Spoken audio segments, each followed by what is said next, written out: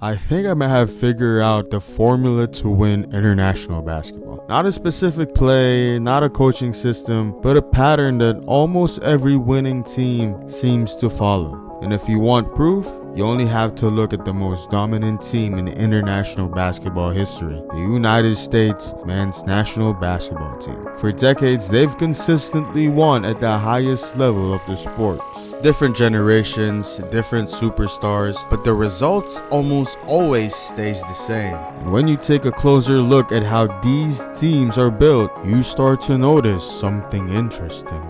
One thing that immediately stands out when watching Team USA is this: every player on the floor can score. Even players known mostly for defense like Drew Holiday, Derek White, and Bam Adebayo are still legitimate offensive players. They may not always be the primary option on their NBA teams. But then March 10, 2026 happened and this guy just dropped 83 on my Wizards, man. Anyways, the point is this: every player on that roster is capable of scoring when needed, which means when Team USA plays internationally, the defense cannot relax on anyone because every player on the floor is a threat.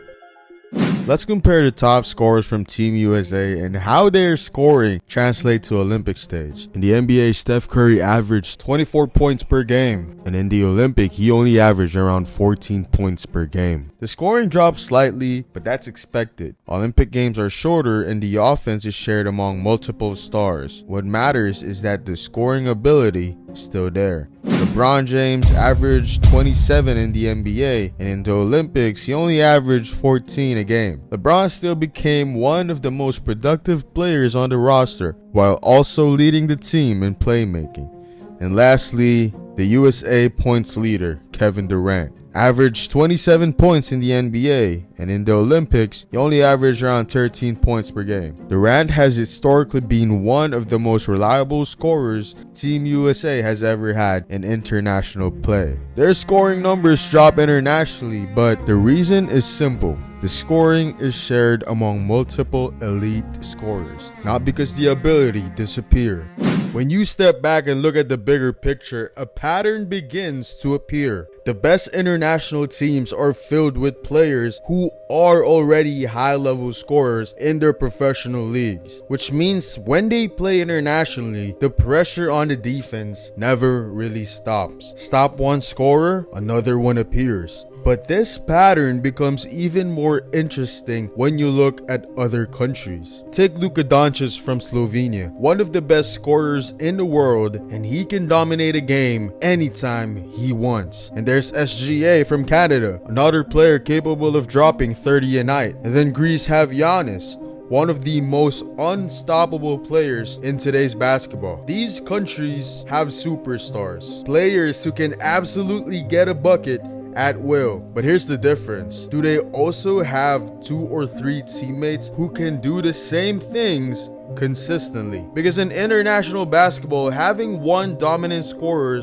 might win you games, but it usually isn't enough to win the entire tournament. Eventually, defense adjusts, the star gets doubled, and when that happens, someone else has to create the offense. Now let's compare that idea to the Philippines men's national basketball team. Whenever Gilas struggle internationally, the explanations usually focus on several things: height, athleticism, experience, and the coaching system in some occasion. All these factors can play a role, but another question is worth asking. How does Gilas compare when it comes to offensive production? Because at the international level, there are moments when someone simply has to create a basket, and that's where the difference between teams often appears. Now let's look at some of the top scorers from Gilas and compare their production between their leagues and international competition. Justin Brownlee averaged 23 to 25 points per game in the PBA, and in the Asia Cup recently, he scored around 21 points per game. Brownlee clearly is the primary offensive engine of this team. Second on the list is Dwight Ramos. In Japan B-League, he averaged 13 a game. and in the FIBA, he exceeded that by scoring 16 points per game. And I would say that Ramos has developed to be the second option of this team. And next on the list is CJ Perez. He averaged 18 points in the PBA, and during this Asia Cup, he only scored around 10 to 12 per game. Capable scorer, but the production becomes harder to maintain against stronger international defense. Skills alone isn't always enough. Players also need the confidence to trust their game. These Gilas players already proved they can score in their leagues. But international basketball demands players who are willing to stay aggressive when the pressure increases. Because eventually the system breaks down and someone still has to create a shot. Looking at all of these together, the formula becomes clearer. Winning international basketball usually requires three things. First, multiple players who can create their own offense. Second, a team consisting of players who are elite scorers in their league. And third, players confident enough to take responsibility when the game becomes difficult. When teams have all three, the offense rarely collapses. And that's why some teams consistently win. The Philippines has been competing internationally for decades. Different systems, different coaches, different rosters. And the expectation from the fans remain the same. They want Gilas.